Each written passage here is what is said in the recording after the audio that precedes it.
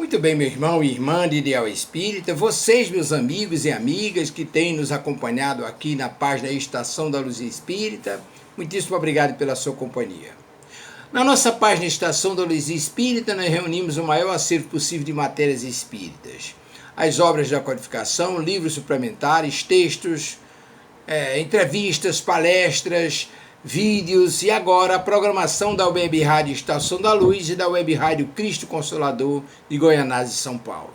Qual é o objetivo?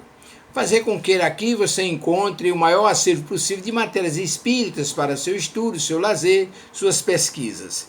E aí nós queremos lhe convidar agora para um programa excepcionalíssimo, que é o programa 67, Aprofundamento do livro Memórias de um Suicida, primeira parte, capítulo 1, com Helena de Fátima, Sueli Gadioso, Amélia Cordeiro e Rosângela Borim Barros, ambas do Centro Espírita Leão Diniz, em Bento Gonçalves, no Rio de Janeiro. E Elielso Tavares nos trabalhos técnicos da Web Rádio Estação da Luz. Não vou falar do conteúdo do programa, porque aí tira a graça. Convido você a nos acompanhar a partir de agora. Muitíssimo obrigado pela sua companhia.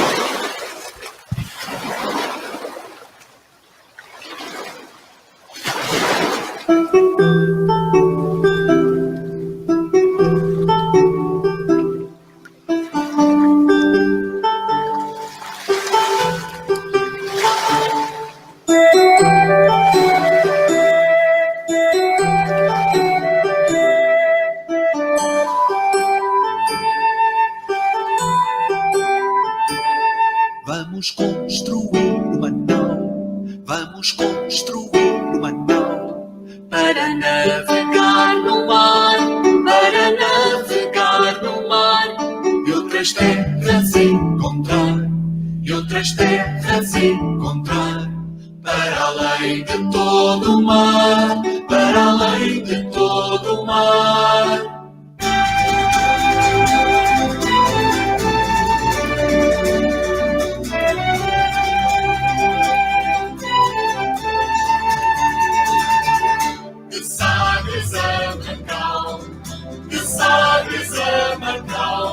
Vamos navegar num sonho e enfrentar o mar medonho e outras terras encontrar, e outras terras encontrar, para além de todo o mar, para além de todo o mar.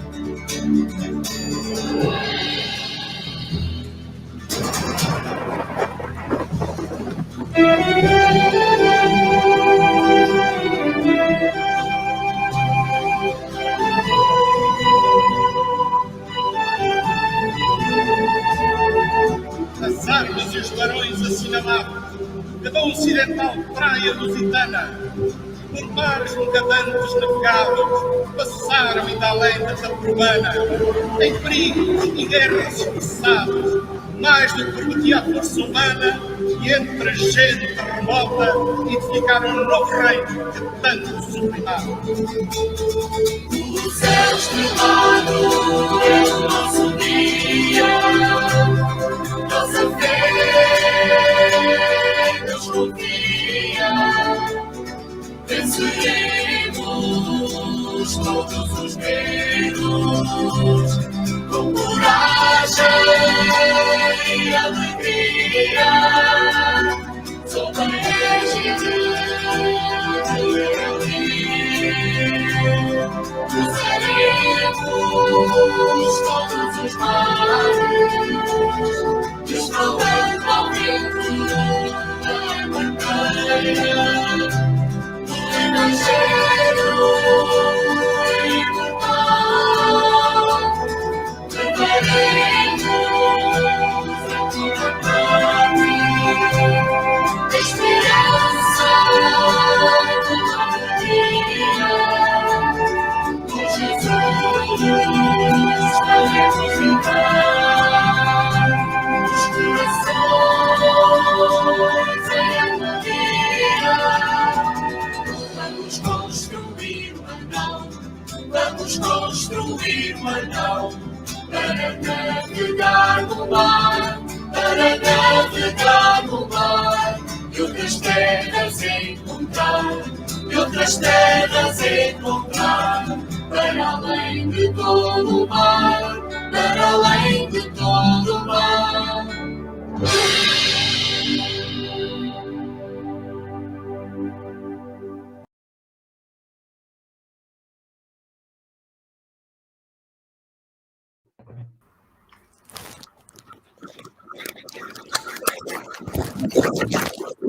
Bom dia a todos que estão nos ouvindo. Vamos dar início ao nosso estudo do livro Memória de um Suicida e vamos iniciar com a leitura do Evangelho segundo o Espiritismo, capítulo 3, o item 2. Quem vai fazer a nossa leitura é a Ruth Conceição. Vamos ao nosso Evangelho. Há muitas moradas na casa do meu pai. E o item 2 são diferentes estados da alma na erraticidade. A casa do pai é o universo. As diferentes moradas são os mundos que circulam no espaço, infinito, e oferecem aos espíritos encarnados locais apropriados ao seu adiantamento. Independente da diversidade dos mundos, essas palavras também podem ser entendidas como um estado feliz ou infeliz do espírito na erraticidade, segundo a situação do espírito, mais ou menos depurado e desprendido dos laços materiais. O meio onde se encontra, o aspecto das coisas, as sensações que experimenta e as percepções que possui variam ao infinito. Enquanto uns não podem afastar do meio em que viveram, outros se elevam e percorrem o espaço e os mundos, enquanto certos espíritos culpados ficam vagando nas trevas, os infelizes usufruem de uma luz resplandecente e do sublime espetáculo do infinito. Enfim, enquanto o mal, perseguido pelos remorsos e pelo arrependimento, frequentemente sozinho, sem consolações, separado dos objetos da sua afeição, padece sob a pressão dos sofrimentos morais, o justo, reunido naqueles que ama, desfruta as doçuras de uma inefável felicidade. Portanto, ali também há várias moradas, ainda que não sejam circunscritas nem localizadas.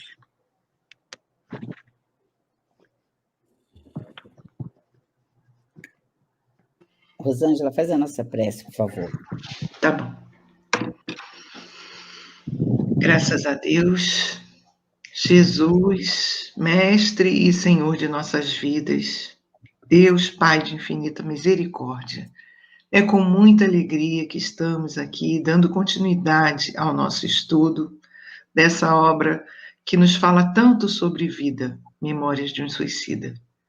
Que a tua luz, que a luz dos espíritos envolvidos nesse trabalho, Leon Denis, Camila e Dona Ivone, possam nos ajudar para que nós possamos trazer aquilo que nos acalanta a alma, que nos ajuda, para que os nossos irmãos que estão conosco nesse momento, encarnados e desencarnados, possam compreender a tua mensagem, Mestre amado, que é uma mensagem de amor. Assim, Senhor, em teu nome, em nome desses amigos espirituais, de nossos benfeitores que nos acompanham, mas acima de tudo, em nome de Deus, nosso Pai Criador, te pedimos permissão para, de nossa parte, iniciarmos o nosso estudo na manhã de hoje. Graças a Deus, Senhor. Graças a Deus. Bom, então, vamos começar o nosso estudo de hoje, do livro Memória de um Suicida, e a gente, como sempre está falando, e vamos repetir sempre, estudar o Memória de Suicida é falar sobre vida, e vida em abundância, como nos ensinou Jesus. Então, por isso, a gente sempre vai começar lembrando aquele ensinamento de Jesus quando ele se encontrava com seus discípulos, com seus amigos, que ele sempre lembrava sobre a paz, né? Então, ele dizia que a paz esteja convosco. Então, que a paz esteja com todos nós. Todos nós, a equipe, eu, Helena de Fátima, Sueli Gaudioso, Amália Cordeiro, a Ruth Silva, Rosângela Bore. Então, essa é a equipe que vai estar, teremos alguns convidados, né? Mas essa equipe fixa para estarmos estudando em equipe esse livro, porque são muitas abordagens, são muitos aspectos, e nada melhor do que estudar em grupo, né? Estudar em equipe. Nada na vida, nada na lei divina é feita sozinho. Basta ver a criação do nosso planeta, né? Uma pleia de espíritos puros, comandado pelo Messias, fez a gênese do nosso planeta. Está lá Emmanuel trazendo para a gente. Kardec em equipe, e tudo é feito, na verdade, em equipe. Então, esse nosso estudo, ele tem como objetivo, primeiro, é o quê? Estudar as premissas da filosofia espírita, porque nós vamos encontrar nessa obra toda a base, toda a obra de Kardec, toda a obra do coautor, que é Leon Denis, nós já falamos isso a outra vez, e vamos estar sempre relembrando isso. E aplicar no nosso dia a dia as experiências dos personagens, principalmente de Camilo, que vem trazendo para a gente aonde foi que ele errou, como ele pensava, qual era o pensamento dele na época, ele como um escritor. A gente daqui a pouco vai fazer rapidamente uma pequena biografia dele, e vamos também analisar. Então, para analisar a obra, como é que nós vamos fazer? Nós vamos dividir a obra em parágrafos e fazer uma conexão entre as situações de dores dos personagens e com as nossas dores do dia a dia. Então, esse é o objetivo. Então, esse livro é um livro que nós vamos estar estudando ponto e vírgula de toda a obra dele. Então, a gente vai estar trazendo ao filósofo, muito filósofo, Leon Denis, não um filósofo niilista, aquele que fala que não existe nada, mas, pelo contrário, um filósofo com experiência do dia a dia, experiência da lei divina. Então, é o filósofo que estuda os fatos transcendentais. Então, a gente tem Maria, nós já até falamos na segunda-feira, na quarta-feira passada, mas nós vamos estar sempre repetindo Maria, a mãe de Jesus, a coordenadora de todas as colônias existentes no planeta Terra, quiçá outros planetas, porque no livro Carta de uma Morta, a autora, ela diz que Maria também é o ápice da figura feminina também no planeta dela. Então, deixa a gente pensar, né, Amália? Da mesma forma, não é isso? Abre o microfone, Amália, pode abrir.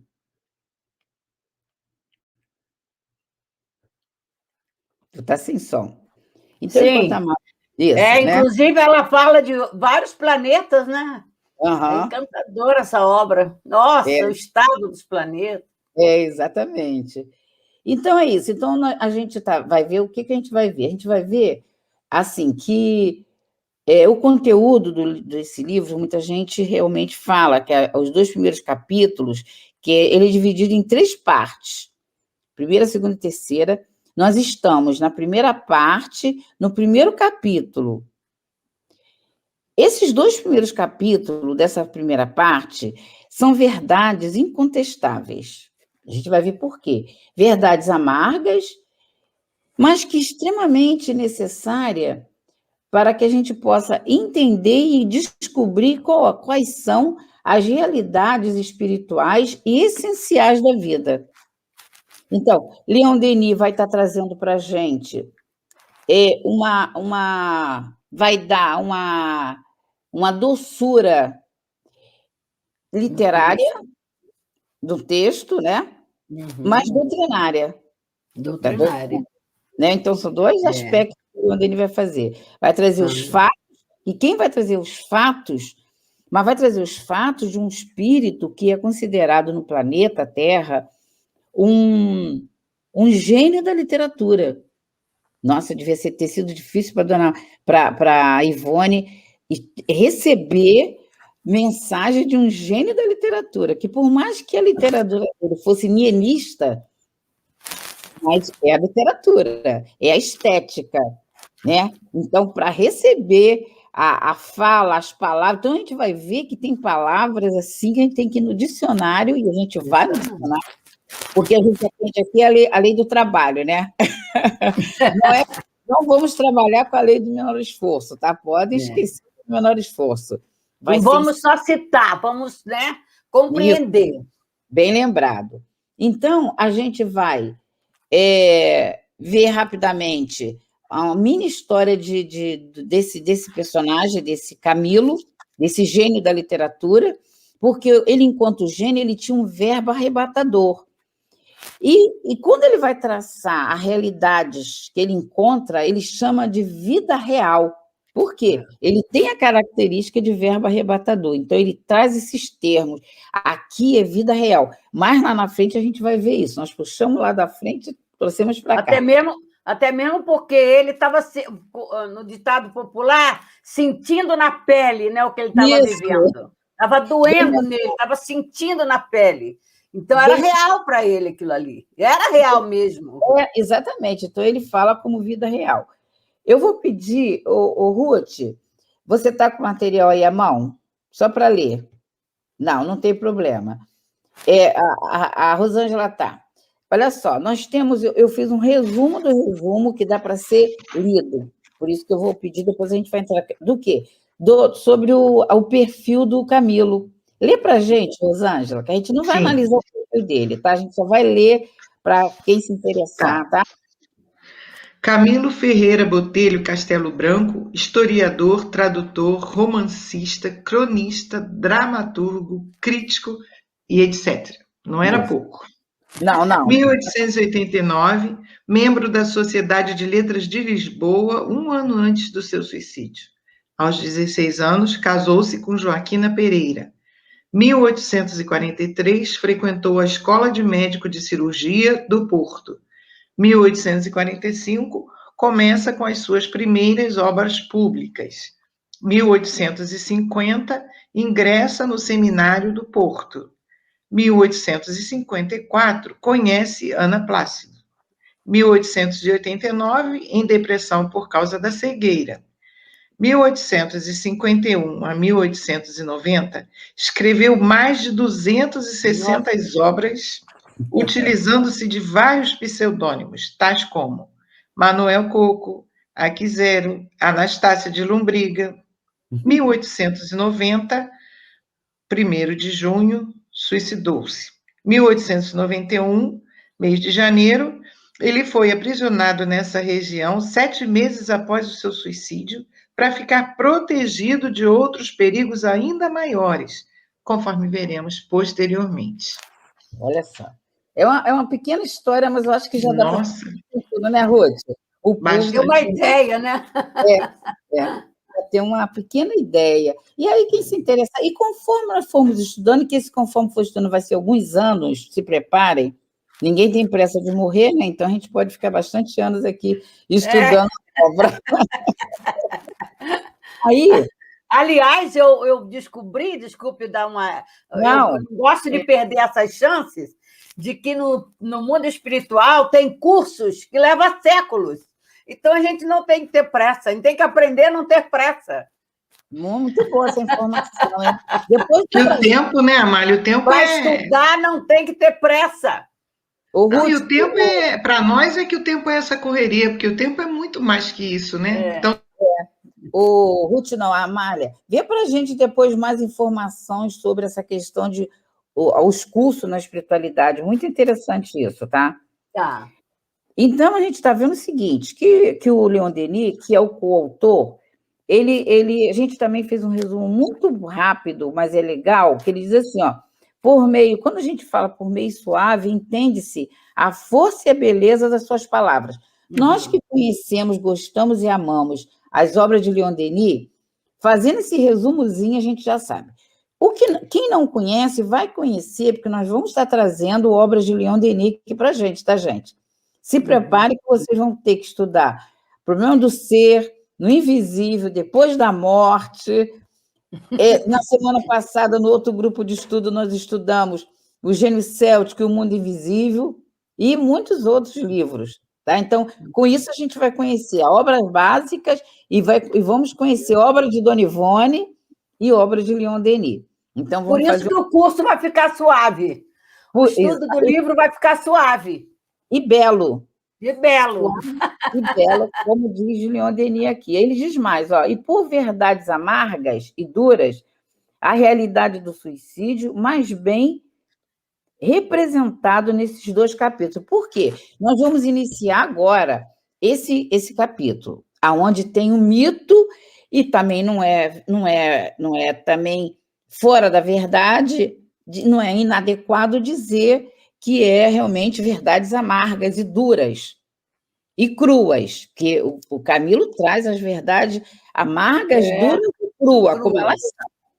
Então, a gente já está avisando, já estamos nos preparando, porque vão ser cobertas, vão ser respaldadas por beleza, por palavras, forças e realidade. Nada fora da realidade. Nós não somos criancinhas, nós somos espíritos que já temos um grau de evolução, até porque já temos vícios, está lá, a gente vai ver mais à frente, que já evoluímos, porque já somos viciosos, né, Ruth? Se não fôssemos viciosos, aí seria espírito primitivo. Não somos. Senhor, por que para nós você fala diferente dos outros? Porque já tens pecado. Isso aí. Jesus com os apóstolos, né? Por que para nós você não fala por parábolas? Então, a gente está trazendo aqui também rapidamente, e só citando o Vitor Frank, porque ele é aquele que veio trazendo a importância do trabalho, a importância do sentido da vida, o contrário dos filósofos nihilistas, que foi trazendo, principalmente através de Nietzsche, após Nietzsche, foi trazendo para a humanidade, né, fez uma proposta da ausência do sentido, segundo Nietzsche, a ausência do sentido, atrelado ao conceito de super-homem, né, que surge a partir dessas filosofias, a filosofia do nada. Então, isso traz como resultado a criação do novo homem por meio de que é denominado de vontade de potência. Isso aí a gente não vai estudar sobre isso, mas é só para a gente estar vendo que ele veio trazendo a questão da morte de Deus. Então, a partir da obra de Nietzsche, A Morte de Deus, ou seja, da ausência de qualquer princípio, de maneira estando o homem destituído de normas, crenças, dogmas, tradições e da ideia de Deus. Pelo contrário, o Vitor Frank vem trazendo o quê? A ideia de Deus, a ideia do trabalho, a ideia da logoterapia.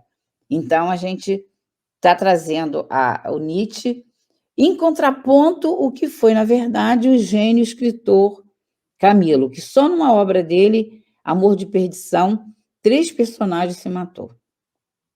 Só para a gente estar vendo. Para ter ideia, né? Ter ideia. Então, a gente segue só refletindo o seguinte: a maioria dos seres humanos, né, sempre em algum momento do mundo, algum momento na existência, já pensou, já fez aquela pergunta: quem sou eu? Quem sou eu? Essa é uma pergunta comum, o espírito encarnado. Desde o momento que saiu da mão do Criador, que virou, de princípio inteligente, se transformou em espírito, ele sempre foi questionar de forma diferente, mas quem sou eu? Então, a gente sabe que nesse questionamento de quem sou eu, é como se fosse um iceberg, né? De 5% a 20% é a parte aparente. O restante é submerso, imerso na água.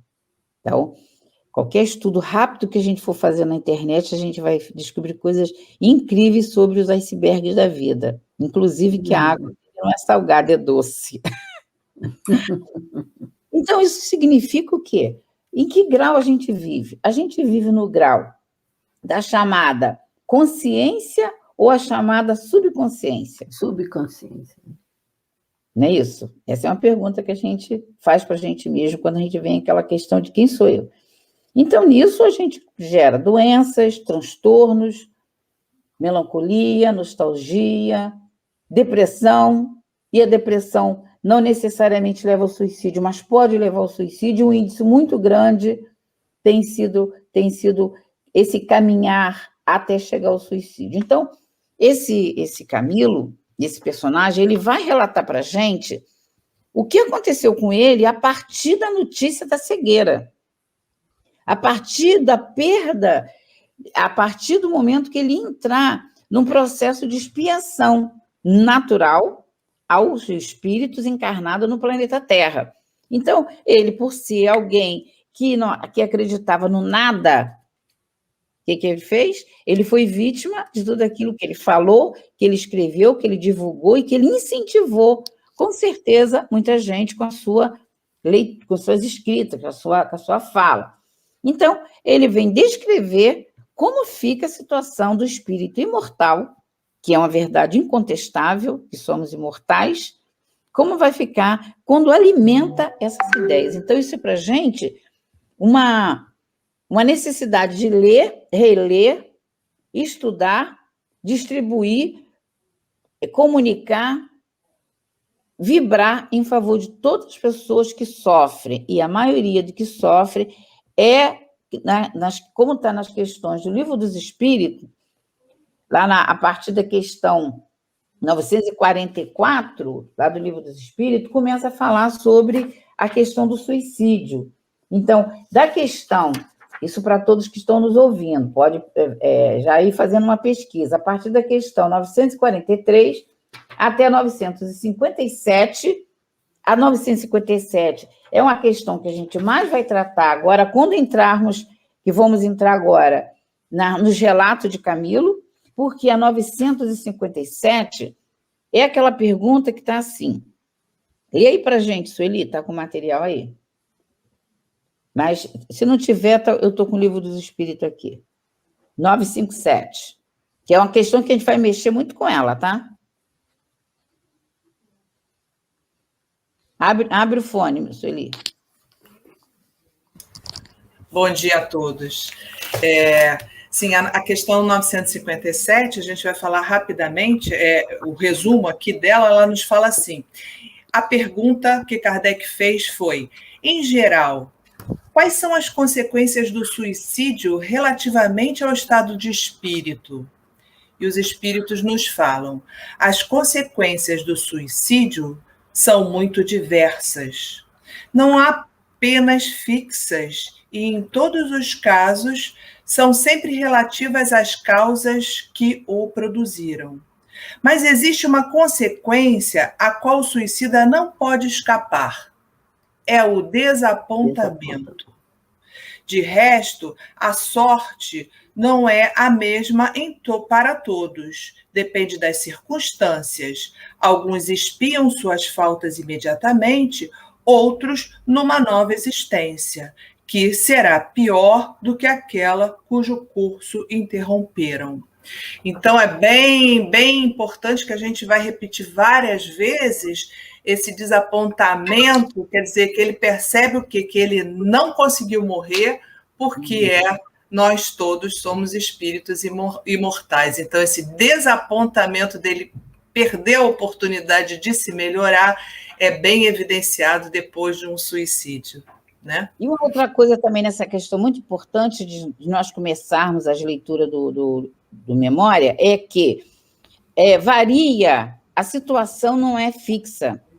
Para cada ser, o que o motivou, como foi, é de acordo com o motivo. Mas para todos, mesmo para aquele suicídio que Kardec chama suicídio moral. Isso aí, ele vem falando isso aí, na questão 952. Leva novamente a 952 para a gente, Sueli. Eu vejo sim, peraí, só 952. 952. Ele fala, a pergunta é assim: o homem que perece vítima do abuso de paixões, que ele sabia que deveriam apressar o seu fim, mas as quais não tinha mais poder de resistir, porque o hábito a transformar em verdadeiras necessidades físicas, comete o suicídio. Quer dizer, ele não tinha mais condição de resistir. A resposta foi o seguinte: é um suicídio moral. E aí vem o agravante. Não compreendeis que, nesse caso, o homem é duplamente culpado? Há nele falta de coragem e bestialidade, e, além disso, o esquecimento de Deus. Pronto. Então, quer dizer...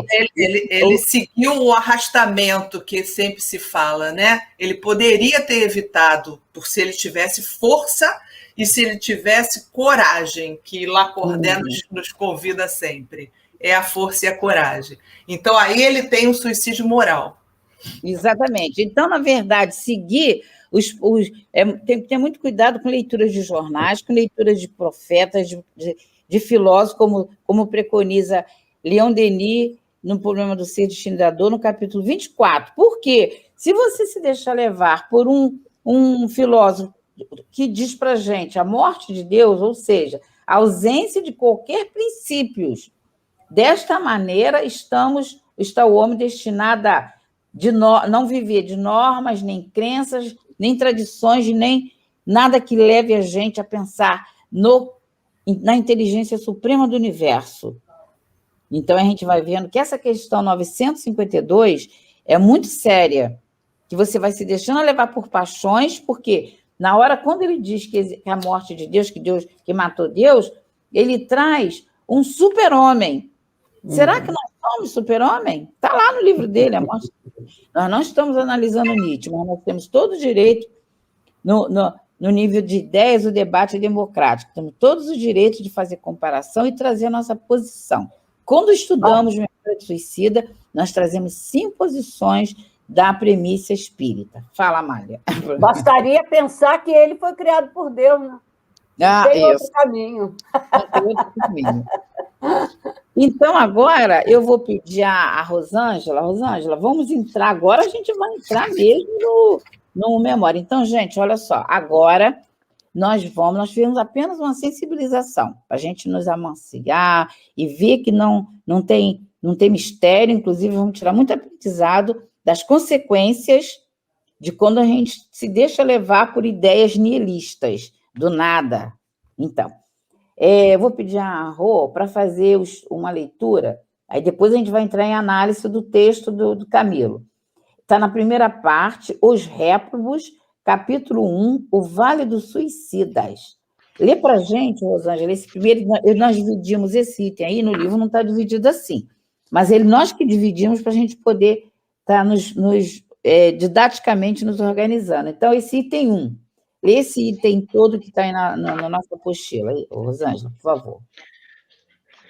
Precisamente no mês de janeiro do ano da graça de 1891, fora eu surpreendido com meu aprisionamento em região do mundo invisível, cujo desolador panorama era composto de vales profundos, a que as sombras presidiam, gargantas sinuosas e cavernas sinistras, no interior das quais uivavam, quais maltas de demônios enfurecidos, espíritos que foram homens dementados pela intensidade e estranheza verdadeiramente inconcebíveis dos sofrimentos que os martirizavam. Tá. Então, o que a gente vê aí? Como é que a gente pode analisar, pelo menos, esse primeiro parágrafo, né? Primeiro ele fala assim, ele vem, Camilo, fora eu surpreendido com aprisionamento em região do mundo espiritual, invisível, ele chama invisível. Aí a gente faz uma pergunta, como eu me comporto diante das provas da vida? Tem a ver esse surpreendido e preso no mundo invisível, Amália? Tem a ver com o comportamento das provas? O que você pode falar para a gente, dentro do que está aí? Só tem a ver, porque nós mesmos, no comum do dia a dia, não somos surpreendidos a todo momento, porque não prestamos atenção no que fazemos, né? Até mesmo aquela questão lá do iceberg, do inconsciente, né? Nós, por falta de nos conhecermos como seres imortais que somos, né? O que acaba? Acaba a gente vivendo a vida superficial. E essa questão da vida superficial, de você viver, por exemplo, a ideia nihilista, né, como foi muito bem colocado, então você vive numa ilusão, mas a vida não é ilusão. E a todo momento a realidade da vida se apresenta para você. E aí você pega por surpresa. Ah, meu Deus, por que eu não pensei? Ah, meu Deus, por que eu não fiz isso?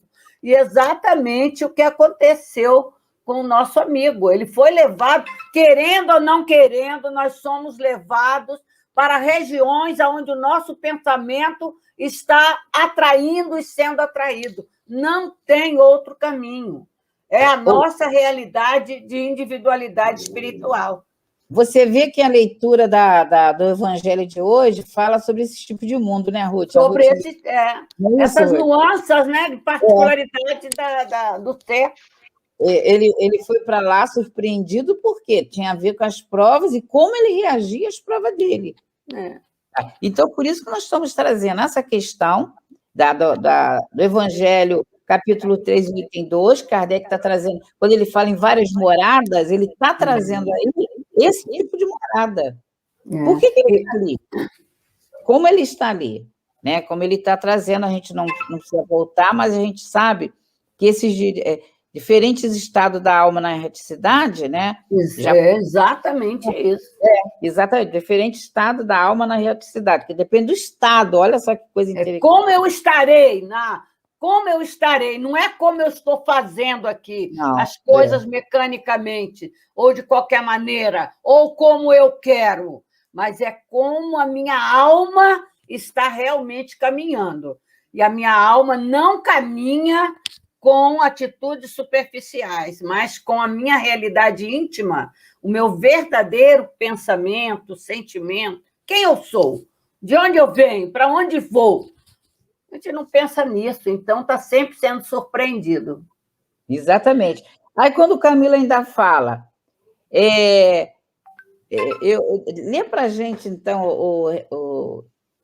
Rô, o segundo item, que aí a gente vai avançar nesse raciocínio. Eu só quero colocar uma coisinha rápida, essa surpresa pode ser boa, se a gente aprender com o nosso estudo a começar a usar a lei de Deus, né? Se esforçar. Que o grande propósito da doutrina é nos ajudar a aprender o valor do esforço por nos melhorarmos, que é com a persistência, com o esforço que a gente conquista, né?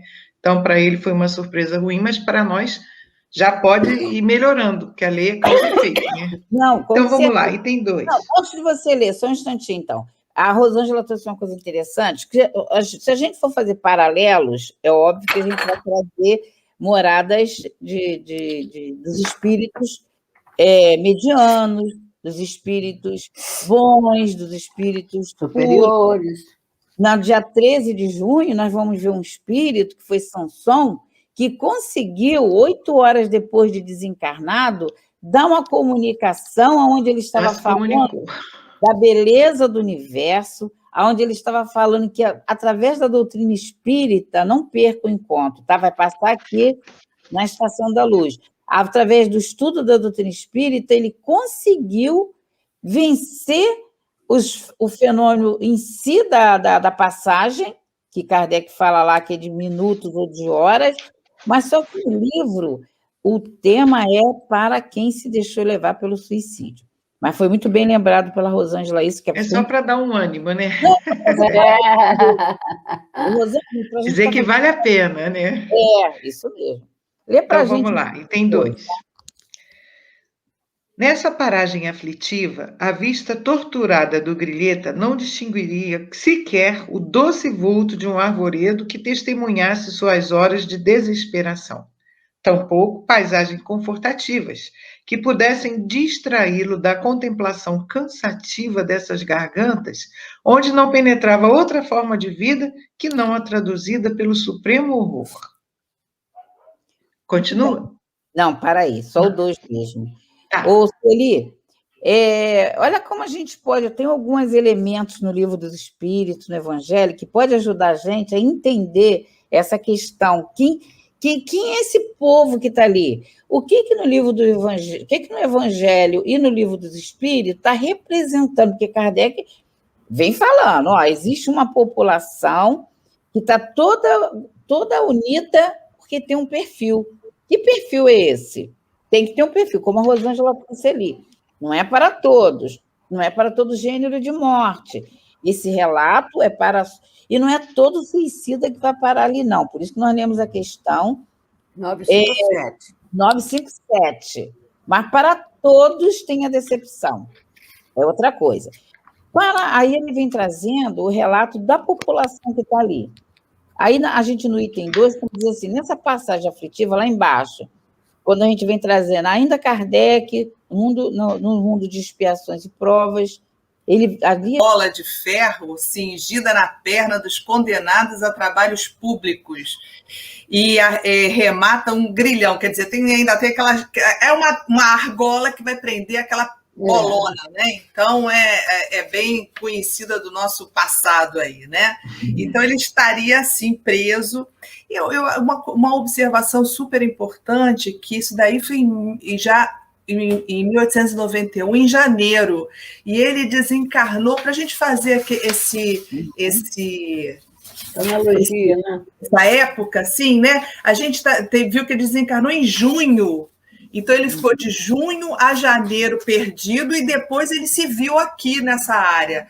Então, a gente daqui a pouco vai ver o que aconteceu também nesse período que ele estava solto no mundo e podendo causar mais problemas do que nessa área que ele ficou aqui, que a gente está achando tão ruim, mas mesmo assim ele foi socorrido para essa área, que a gente vai analisar aí. E nessa área aqui, segundo o Evangelho, segundo o Espiritismo, no capítulo 3, ele fala que as qualidades inatas que possuem são prova de que eles já viveram e de que realizam um certo progresso.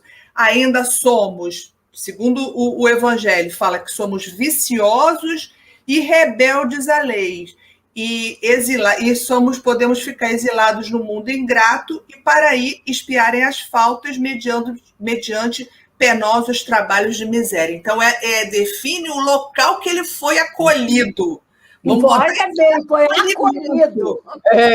Exatamente isso. O local que ele foi acolhido estava de acordo com o estado mental desse indivíduo, que é rebelde à lei, como diz o Evangelho, e aí, como esse indivíduo está rebelde à lei, ele vai ser exilado nesse mundo proporcional ao sua consciência, ao seu pensamento. E é por isso que no Evangelho também ele fala isso, que o número dos vícios nos quais estão inclinados também são indícios de uma grande imperfeição moral.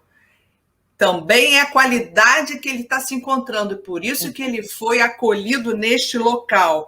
E aí ainda fala assim, segundo o Evangelho, a Terra, variedades são infinitas, mas que tem por característica comum servir de um lugar de exílio para espíritos rebeldes à lei.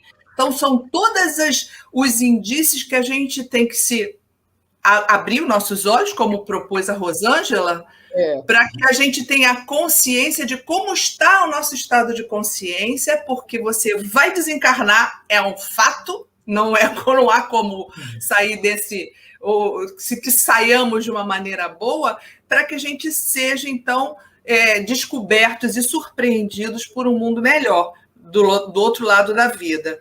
Então, tudo isso aí nos dá conta, então, que o objetivo e a finalidade da vida, da nossa destinação, tem que ser a melhor possível, realmente. E se a gente tiver ainda viciosos, rebeldes, contra a lei de Deus, a gente vai ter essa surpresa, que para a gente aqui, que já está sendo esclarecido, graças a Deus, já não vai ser mais surpresa. Então, que a gente tem que elaborar o nosso futuro. É agora para a gente elaborar o nosso futuro. Aí a gente vê que ainda traz a questão que a gente não pode esquecer, que é a questão 115, que está aí. 115, Essa questão é 115, a gente vai falar diversas e diversas vezes. A questão 115 é o nosso lema de todo dia. Pois é, a gente tem que acordar para ela, né? A pergunta da questão 115, no Livro dos Espíritos, nos pergunta, dentre os espíritos, uns foram criados bons ou maus? Mas lá no final da resposta dos espíritos é que a gente tem que acordar realmente, é um chamamento definitivo e a gente não pode mais esquecer. Eles falam assim, a gente vai ter que aceitar as nossas dificuldades, as nossas vicissitudes, porque todos estamos num planeta de provas e de expiações, consequentemente vão haver vicissitudes. E vai haver vicissitudes, não tem como a gente abrir mão. Mas, aí é que vem, uns aceitam essas provas com submissão e chegam mais prontamente ao objetivo que lhes é destinado. Outros só as suportam murmurando e, assim, permanecem por sua culpa afastados da perfeição e da felicidade prometida. Então, como a gente reclama das coisas? Isso é um fato que a gente tem que acordar para isso. A gente quer continuar a nossa jornada espiritual no caminho da perfeição, que é o objetivo da nossa encarnação. A gente quer ser, né? As reencarnações, o objetivo aqui, a meta é ser perfeito. Isso a gente já sabe. E como a gente vai usar nossas dificuldades como aprendizado, como processo evolutivo, como forma de nos impulsionar? Então, não reclama. Aceita, essa é uma dor que é para o nosso crescimento, é sem murmurar, é para você aceitar as dificuldades. E foi exatamente esse erro, essa falha que levou, e a falta de Deus, o afastamento de Deus, nos leva a isso, né, principalmente, que leva ao indivíduo a sair da vida por esse caminho, porque ele não aceita as vicissitudes, que são uma forma do seu adiantamento. Quer falar, Mari? Fala aí, Mari. Então, só rapidinho. Não precisamos esperar chegar num grau tão doloroso para nós podermos já começar a se despertar. Porque o mal do momento é reclamação e lamentação. Isso. E a espiritualidade tem recomendado. Se você quer ter paz, para de reclamar, para de lamentar. Procura parar para pensar nas situações. Isso quer mesmo. Ter paz, mas o que você está fazendo para isso? Lamentação e reclamação vai acontecer essas coisas drásticas na vida da gente. Então, tem duas perguntas... Nós podemos começar agora. Tem duas perguntas que eu acho que vai bem ajudar nisso que a Amália está falando. Tem que ser do jeito que eu quero? As coisas da vida? Está aí, no nosso material. Tem que ser do jeito que eu quero? Logo na sequência. Outra pergunta. Não deu certo, mas vou repetir? Não está dando certo ou eu me afastar da lei divina? Da lei de justiça, de amor e de caridade. Não está dando certo, eu tenho que fazer reforma do meu pensamento e do meu caráter. Está lá Leon Denis nos aconselhando. Aí a gente segue.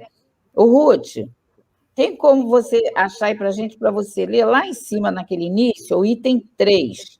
O solo coberto de matérias enegrecidas. Tem, sim. Tá, querida.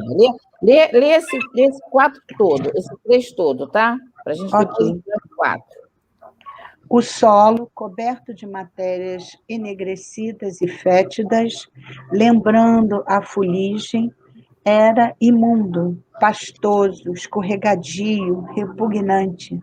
O ar pesadíssimo, asfixiante, gelado e noitado por bolhões ameaçadores, como se eternas tempestades rugissem em torno, e ao respirarem os espíritos ali ergastulados sufocavam-se como se matérias pulverizadas, nocivas mais do que a cinza e o cal, lhes invadisse nas vias respiratórias, martirizando-os com um suplício inconcebível ao cérebro humano habituado às gloriosas claridades do sol.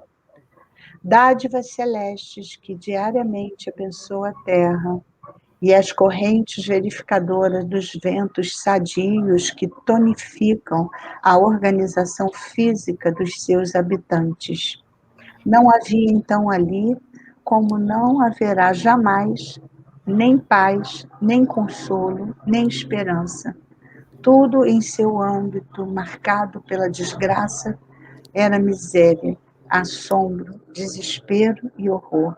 De-se-ia da caverna tétrica do incompreensível, indescritível a rigor, até mesmo por um espírito que sofresse a penalidade de habitá-la.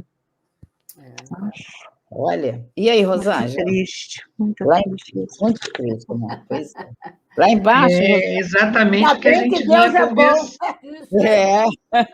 É exatamente o que a gente vinha conversando, né? A extensão do plano espiritual é o que nós somos. Então, ou seja, depois de desencarnar, nós vamos ter aquilo que nós plantamos, né? Então, para eles, pela situação mental, emocional, de vida, aquilo ali ainda era um socorro, porque a gente viu que ele ficou antes solto, né? E a gente depois vai entender o que aconteceu.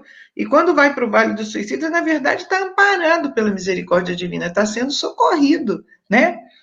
Dá de frente com toda essa situação tenebrosa, que é reflexo daquilo que eles plasmaram para si mesmos, porém, eles estão amparados, eles estão sendo protegidos, eles estão sendo observados pelos espíritos da colônia que estão em torno deles. Isso já é uma coisa que vai ajudá-los, com certeza positiva. Esse momento é muito necessário, inclusive para nós, e a gente viu na pergunta do Livro dos Espíritos, que fala que uns aceitam com submissão e vão mais rápido, que a Sueli trouxe para nós, e outros que não ligam, têm um tempo maior de dor, para que a gente possa analisar essa pergunta do final aí, afinal de contas, trazendo para a nossa vida. Tem que ser do jeito que eu quero? Será que não deu certo, mas eu vou repetir? Porque aí eu estou vendo que a lei é causa e efeito, eu estou vendo como é que eu vou preparar o meu futuro de espírito imortal. Todo o esforço desses espíritos para fazerem esse livro, que ficou tanto tempo, a gente viu isso, esperando para ser lançado, uma situação favorável, é para que a gente use esse depoimento de Camila e de todos, no sentido de observarmos a nós mesmos, nos conhecermos e nos colocarmos diante dessas perguntas. Afinal, não deu, estou fazendo tudo errado, estou repetindo o erro, como assim? Então, é importante demais para que a gente use o famoso conhece-te a ti mesmo, de Sócrates, né? Para que a gente avalie como é que nós estamos reagindo diante das dificuldades, porque elas vão existir, como disse a Sueli, as vicissitudes vão acontecer, não tem como, é o nosso planeta, é o nosso estágio, mas a nossa forma de reagir vai fazer com que a gente, observando esse relato aqui do sofrimento do lugar, esse item 3, então, é bastante triste, a gente tem como modificar já, ir modificando já, e esse é o papel da doutrina espírita. É por isso que a gente está estudando, para que a gente aprenda aí já refazendo as nossas escolhas, revendo o foco da nossa vida. Então, é muito triste ler, é muito surpreendente, né, a gente imaginar que, embora possamos com certeza já ter passado, mas revermos isso, mas, por outro lado, também traz a grandeza da misericórdia que nos ajuda a pensar, olha, se você fizer assim, as coisas tenderão a ser assim, mas se você parar de reclamar, Então, é todo um contexto que vai se encaixando para nos ajudar a melhorar a nossa vida já, né? Muito mesmo. Aí a gente vê o seguinte, a concordância da doutrina espírita realmente tem que ser universal. Você vê que antes desse livro sair, Chico Xavier estava trazendo com o André Luiz, no Nosso Lar, um relato parecido, e bem similar e com conexão, onde nós colocamos aqui o Nosso Lar e no livro, mais tarde, o outro livro dele, Libertação. Libertação. Né? Eu vou pedir a Ruth... Helena, deixa eu só fazer uma colocaçãozinha bem rápida de Nosso Lar. A gente, no Nosso Lar, observa a atenção dos espíritos, o cuidado que eles tinham, ficavam de olho. Qualquer um que elevasse a vibração, eles tiravam daquela colônia, né? Tinha um aparelho, bem lembrado. Sim, um aparelho, né? Eles tinham um aparelho. Acompanhavam. Que ficava acompanhando. Mais tarde, Rosângela, ainda no capítulo 2, quando eles forem retirados do vale e levados para outro departamento da colônia, aí a gente vai ter relato disso também. A gente vai estudar sobre isso que você está falando, que aconteceu no Nosso Lar, vai ser bem parecido. Então, a gente está vendo que só é verdade quando ela é universal. Essa é a grande questão. Então, embaixo dessa questão aqui, quando ele diz assim, Ruth, os domínios do Senhor da vida, olha que interessante, que também é lido, colocado aqui logo abaixo dessa, quando a gente fala sobre o André Luiz, tem assim, os domínios do Senhor, isso é uma fala de André Luiz, não tem problema. Ele diz assim, os domínios do Senhor da vida estende-se mesmo, olha só, os domínios do Senhor da vida estende-se mesmo às regiões infernais, onde os seus arquitetos imaginam reinar livremente. Em Libertação, de André Luiz, temos uma descrição dessa região. Isso não é nada mais só para a gente estar vendo, e que são obras doutrinárias que entrelaçam com as ideias. A gente vê que Camilo, ele ainda nesse relato que a Ruth leu, ele está falando da necessidade da paz, essa paz que João traz para a gente, que Jesus prometeu. Mas olha para você ter a paz do Cristo, olha o que você precisa. Vê se não combina com a questão 115 do Livro dos Espíritos. Aqui de João. Leia para a gente, quem tiver com ele na mão. Tenho-vos dito isso, esse? Tenho-vos dito isto, para que em mim tenhas paz, no mundo tereis aflições, mas tem de bom ânimo, eu venci o mundo. Olha o que é preciso, né, Amália? Olha a palavra novamente, ânimo. Contrário de murmuração. Tem que ter o ânimo. E para ter ânimo, você tem que prestar atenção na vida. E prestar atenção na vida segundo as leis reais. Não é somente com a vida intelectual, a vida de material, mas nós não podemos prescindir na nossa vida da ideia de Deus. O homem não pode viver sem Deus. Não. Né? Então, é por isso que... Olhe, para uma grande esperança para todos nós, eu li Antônio de Aquino essa semana, que ele afirmando, né, que esta etapa dolorosa que a humanidade está passando, né, podemos dizer assim, é a última etapa que a humanidade está vivendo sem Deus. Olha, agora... coisa, Jesus Cristo, como a gente tem que pensar nisso? Muito que bom. Alegria que dá no coração da gente. Nós temos uma questão de futuro. Aproveitando esse gancho, o Viana de Carvalho diz que Jesus voltou. Está junto a nós, Viana de Carvalho diz. Olha a doutrina espírita colocou Jesus do nosso lado, conduzindo a gente nessa caminhada. Olha o que ele diz aqui. Eu trouxe um texto de Viana de Carvalho, diz assim, nós trouxemos um texto que diz assim, está bem abaixo, de Viana de Carvalho, né? Nos revela que o retorno do Cristo está no surgimento do Evangelho segundo o Espiritismo. Eu vou ler só um texto pequenininho. Tu consegue ler ele aí, Rosângela? Ou Rosângela ou Sueli? Eu tenho ele aqui. Bom. Tá, quem conseguir achar primeiro? Aqui. Enquanto a noite moral se demora no corpo ciclópico da Europa, Jesus vela. O Evangelho, segundo o Espiritismo, que então no mundo corporifica a palavra imperecível do excelso enviado, é ele mesmo de retorno, tomando os filhos e as filhas da dor nos seus amorosos braços para os conduzir aos páramos da luz gloriosa, inextinguível da verdade.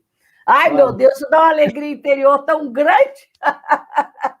Exatamente. É muita então, alegria. Jesus voltou na figura do Evangelho segundo o Espiritismo. Então, tem que beber, comer, que todo aquele que comer e beber da minha carne... Tire Jesus da cruz, Jesus está do seu lado. Ainda voltando com a questão da necessidade do ânimo, quem conseguir primeiro pode ler.